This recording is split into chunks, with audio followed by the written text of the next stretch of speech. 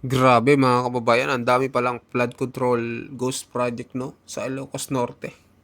So ito, panoorin nyo, ito pa yung isa sa mga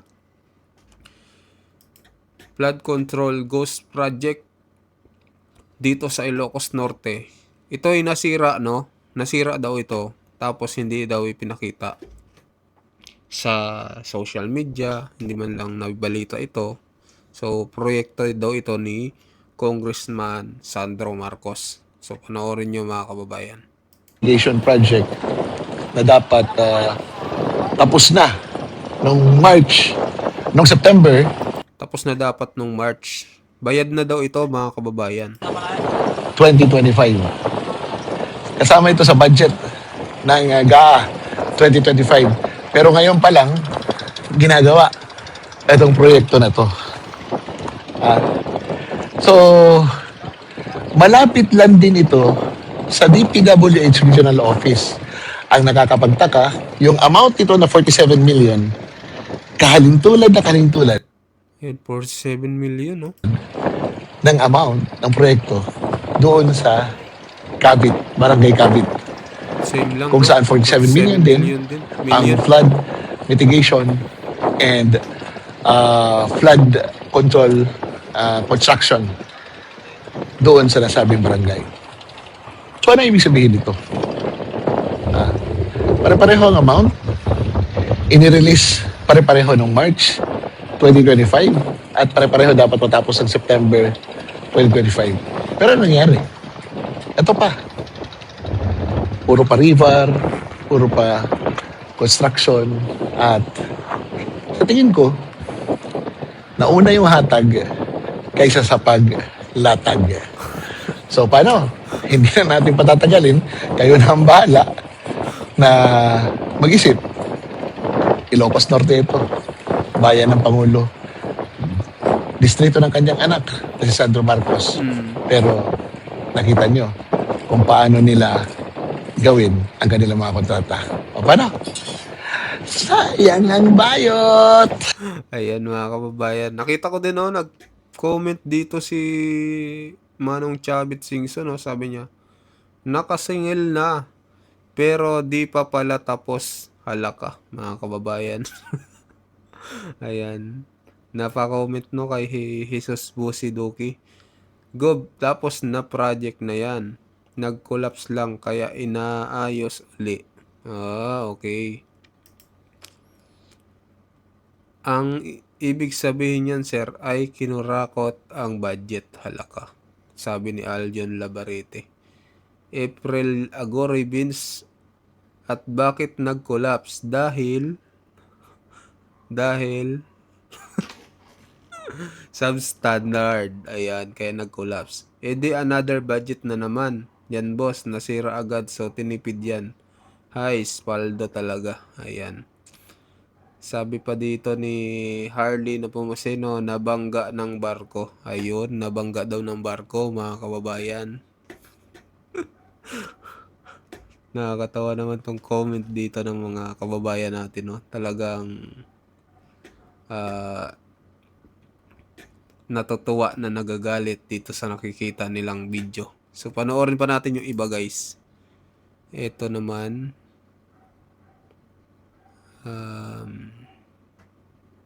Ito. Ito pa yung isang tulay Ayan, ito na yung isang tulay. dapat October 25 tapos na.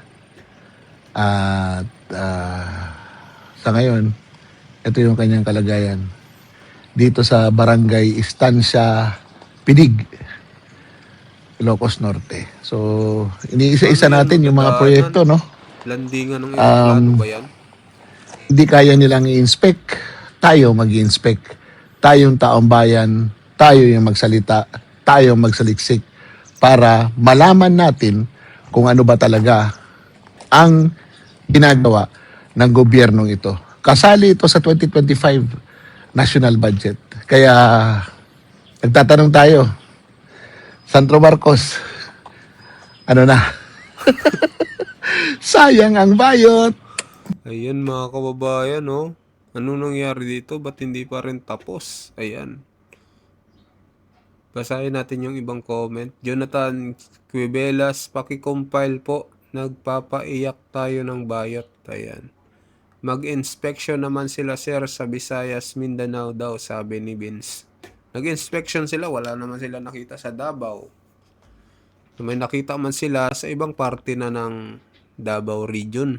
Wala na po sa Davao City. Isa mismong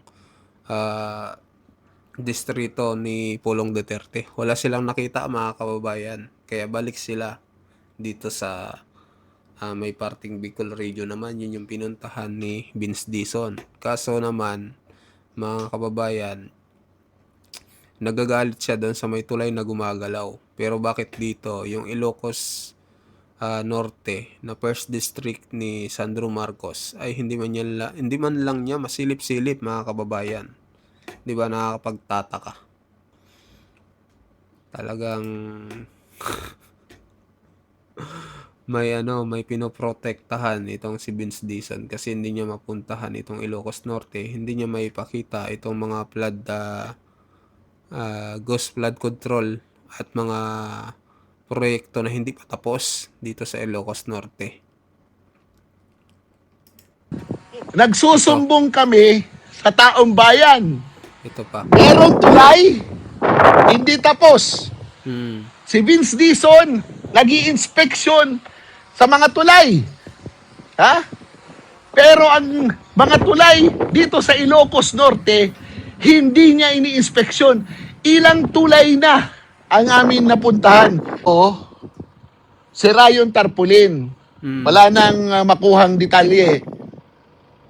Ngayon, etong tulay na ito ay hindi pa tapos. At ang sabi ng amin nakausap na 24,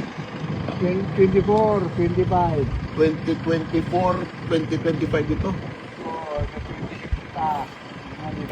Ano? 2023? 2024? Oo, di pa naroon din. Tagal na. Dito sila dumadaan ngayon. Ang pedestrian o yung mga tao ay nagtsatsaga na dumaan dito. So, makikita nyo na meron ditong footbridge na ginawa. Imbis na yun ang magamit, dito nila sinatsagang maglakad. Kawawa naman. Ano ba yan, BBM? Presidente ka, hindi Ayan. naman lang maayos ang lugar mo. Dito sa tulay na ito na pag tinignan mo, kahoy, walang railings at Delikado yan. pwedeng mahulog yung mga kababayan natin dito. Nakita nyo ngayon, ha? Nagsusumbong kami sa taong bayan. Merong tulay, hindi tapos. Si Vince Dizon, nag-i-inspection sa mga tulay. Ha? Pero ang mga tulay dito sa Ilocos Norte, hindi niya ini-inspeksyon. Ilang tulay na ang amin napuntahan na hindi tapos. Kung hindi ako nagkakamali, pang-apat na ito. Ngayon, ang ating mga kababayan dito dumadaan sa kahoy na ito na walang railings at syempre, delikado sa kanila habang ang mga sasakyan doon dumadaan sa karayan. Oh. Paano? Anong gagawin natin dito? Magsumbong ka sa Pangulo. Ang kanilang coordinates mali. Pero kami, geotag namin ito San Jose. Nakapost ang geotag, i-post namin. Ngayon, hindi namin alam kung anong proyekto ito dahil yung tarpaulin sira na. Wala na kaming reference. Pero ang importante na ipakita namin in the real situation na walang may tulay, hindi pa tapos. O paano? Sayang ang bayot! Sabi mo dito sa comment, Joey De La Cruz, tulay ni Super Mario yan, sir. Ayan. Tapos sabi ni Genesis EA, baka billion din pondo dyan na naglaho. Tapos may nag-comment pa dito, Marlon Bortanog, presidente ka ng ilang taon, naging senador ka pa, anak mo pa congressman, pero mismong lugar mo, hindi mo maayos-ayos. Paano pa ang buong bansa? Ayan. Kaya marami nang nagdududa mga kababayan. Marami nang nagagalit. Talagang nakakadismaya to, no? Mismong lugar niya, hindi niya maayos. Tapos sa first district pa ng ah, kanyang anak na si Congressman Sandro Marcos. Kaya dismaya itong nakikita natin mga kababayan. Sabi pa ni Erwin R. De Los Santos, sa Davao nag-inspect, Paps, ayan niya. Sa Davao nga nag-inspect, walang nakita. Nung walang nakita, umuwi ng Maynila. Ngayon, dito sa dito sa Ilocos Norte, ayaw man lang nila puntahan, ayaw man lang nila ipakita ang mga kababayan. Kaya talagang